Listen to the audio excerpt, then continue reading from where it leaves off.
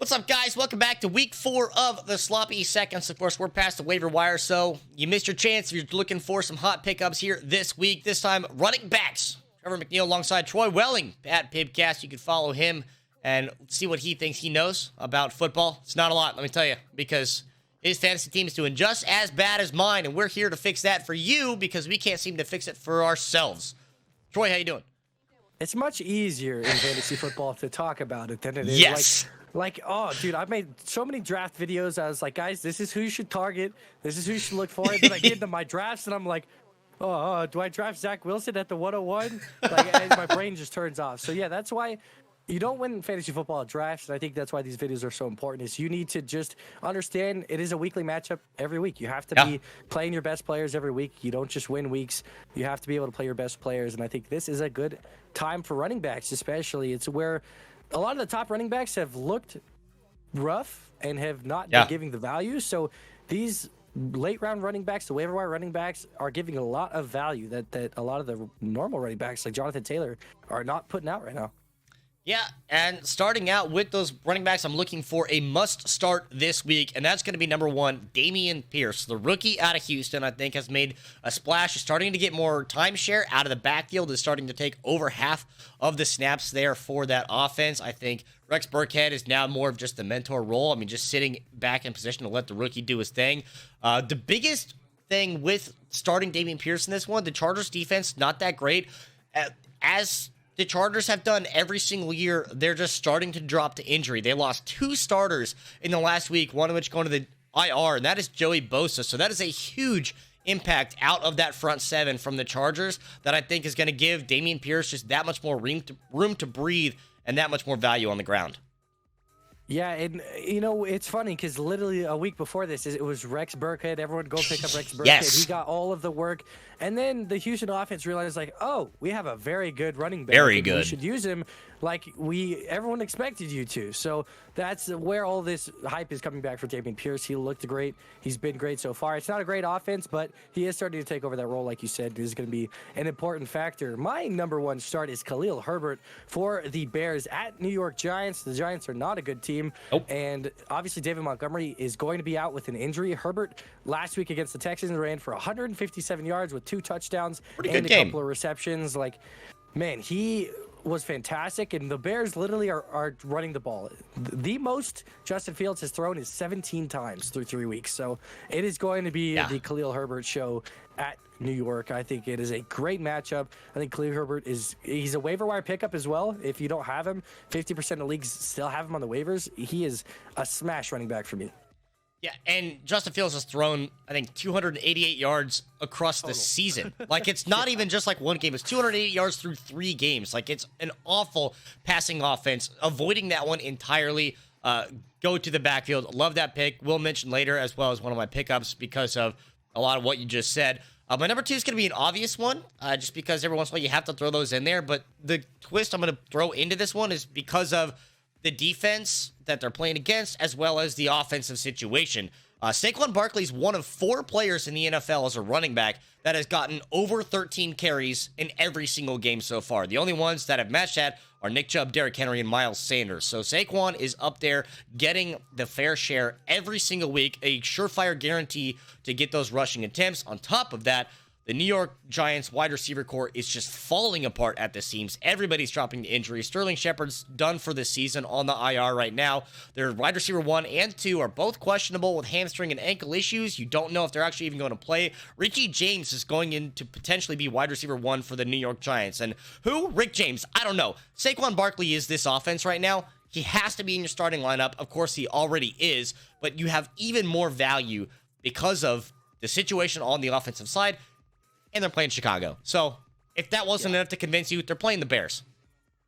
And this is prime time. Saquon could get 10 receptions. He back to OG thigh monster Saquon. This could be that matchup where he absolutely shines. And I had Saquon as a trade for last week where he's obviously pretty high value now in general. He's probably one of the best running backs in fantasy. Top 3, at least. He is amazing value. He's going to be very good against the Chicago team, and there's not going to be much left on the field.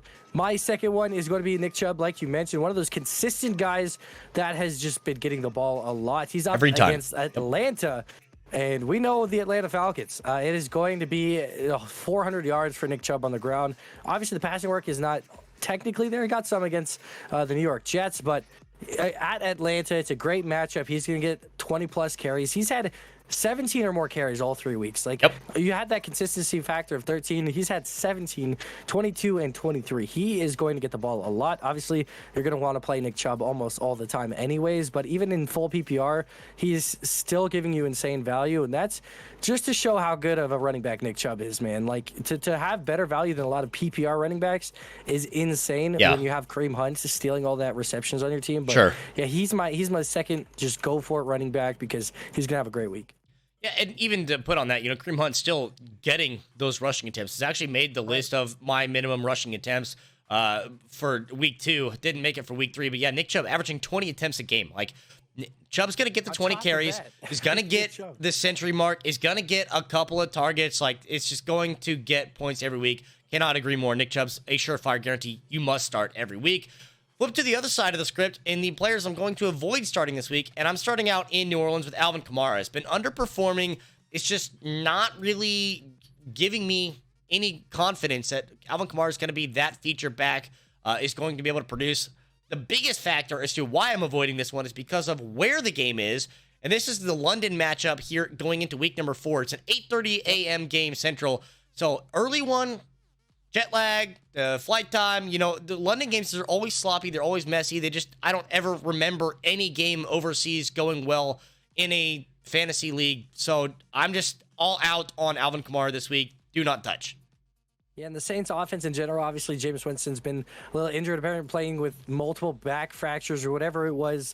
The Saints offense has been in shambles, besides Chris Olave, who is, go pick up Chris Olave or trade for Chris Olave. That's the number one thing I'm going to be talking about. But Kamara is he's been underperforming. He's went through a little bit of injuries, but has not really been at the best that he could. Obviously the best that you drafted.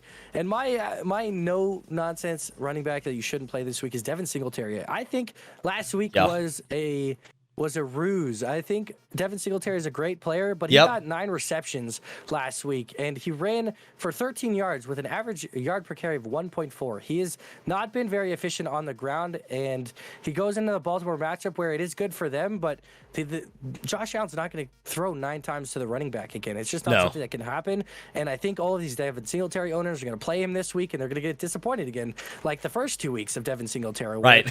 Obviously, he was on your bench that week that he popped off, and you're going to start him, and he's not going to do anything again. So I think, Singletary, he's a great running back, but he just doesn't get that consistency. He kind of falls under Singletary and Clyde Edwards-Helaire are those kind of same type of players where they get very limited touches, are decent enough running backs, but they really have to score like a receiving touchdown to get you the work you want.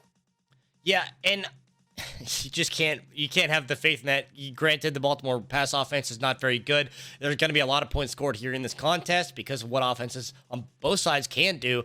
I think a lot of that attention is not going to go to Singletary. Like you said, you'll look at the wide receiver. Stephon Diggs is going to feast. Look at Gabe Davis, who's going to feast. You even look to Isaiah McKenzie, wide receiver 3, that's going to probably get some love out of this one. Can't imagine it's going to be Singletary. My other player that I'm avoiding this week is going to be another running back, though, and it's going to be the one out of San Francisco. A lot of people have full abandon Tyrion Davis-Price. I mean, they just didn't play last week for good reason. Just do not play that one at all. But Jeff Wilson, the Rams defense averaging 3.6 yards per carry against their opponents. It's just not doing a lot for them. Jeff Wilson does have some value out of the backfield as a pass catcher, but I just don't think that, even though ESPN will tell you to start this player is hoping to get 14-plus points in this week, I don't think the Rams are going to give that. I don't think the Niners have enough figured out. I think you might just see him step out of the back of the end zone, and that's the wrong way, but hey, 2 points is 2 points, regardless of who it's for. Jeff Wilson's just not someone I'm looking for at all to put in my starting lineup. I've been avoiding the 49ers backfield ever, like, the last few years. It's just been a complete I really mess. Should. I have not learned my lesson. And not fun to work around because it's always going to be a different running back every week. That has been the case since the 49ers have had Kyle Shanahan take over that offense. He is able to make 5 running back. Like, Raheem Mostert was a practice squad running back that came in, ran for like 700 yards, Yep. and was like, oh, he's going to be starting now. They like that's just the opportunity that they have there. And they kept Jordan Mason, I think is his name, over Trey Sermon, who was a first-round draft pick a couple of years ago because of how much they liked him. So, you're always going to have that chance that this random rookie comes in and he gets 25 carries and Jeff Wilson's on the bench. It's just awkward there in San Francisco. I'd always stay away from those. Yeah, the other interesting aspect of that is Marlon Mack got signed to this roster. It's just sitting there as well. Like, it's just a mess in the backfield, as you said. San Francisco, just weird things going on right there. But go to the running backs that we're going to pick up, looking at the waiver wire. And waiver wire, like I said, there's a reason this is called sloppy seconds, because you missed your opportunity. Most of the people have missed out already on Jamal Williams is going to be running back 1 in a top 3 scoring offense in Detroit. Obviously, he was already getting the love on the goal line with DeAndre Swift, still being healthy. Now that Swift is out for a week or two, Jamal Williams has that much more appeal, that much more value, is a must-play, must-pick-up, must-start for this Detroit offense. You talk about Amon-Ra that's going to be feasting here for some yardage. Great in PPR, can have a ton of receptions, ton of yards out of this one. Jamal Williams, though, is guaranteed at least a touchdown almost every single week. Yeah, the Lions offense have looked insane. They've looked so good. So it is great news to have if you have any parts of that offense. Obviously, minus Jared Goff, who's just playing on average, but he makes Amon-Ra St. Brown look very good. I mean, Amon-Ra makes himself look very good, I should say. But yeah, Jamal Williams is a slam play under that. And my my only pickup I would suggest is Alexander Mattison. If Dalvin Cook is out, I think Madison's good enough to just have as a backup anyways, just in case. But if Madison's out, he's had a dislocated shoulder. He's had this injury a few times before. It's nothing crazy. He could still play this week, but Madison, even though it's at New Orleans, is still going to get a lot of opportunity. And he's only rostered in 46% of leagues. And Dalvin Cook has had his injury history, so that'd be someone who I would suggest at least keeping an eye on this week. Keep an eye on, but of course, still that game in London. I'm not sold on that one a whole lot. So just certainly keep an eye on if fare well in an overseas matchup, then has good sign for the future. The other one that I'm going to say to pick up has only been owned in half of the league, so you still have an opportunity if you haven't got it already. But Khalil Herbert, with Montgomery sitting out, is another feature back that's going to be taking over the backfield for at least a couple of weeks. And then the question mark comes after the return of running back number 1. How much do you have in split time for those two running backs after what Khalil Herbert has done? Had a phenomenal week last week, looking to reproduce that this week, playing against a relatively weak team. Just doesn't have a whole lot for the New York Giants, but Chicago Bears, they don't score a lot. So Herbert might not score, but it's certainly going to be the feature back that does everything for this offense. He's a good enough player to run for 50 yards if they need to score. So that's the opportunity that Khalil Herbert has, especially with Montgomery potentially being out for more than just 1 week. So Khalil Herbert's a great pickup. Like you said, 50% of your leagues still have him on the waivers. That is a very nice option to have. So Khalil Herbert is definitely a smash pick. We obviously talked about him earlier as my idea for a very good running back to play this week, because yes, the Chicago offense is not good at all, but the running backs have been the key focus and have been the good options of their of their offense. So I think Khalil Herbert is always going to be a great play here.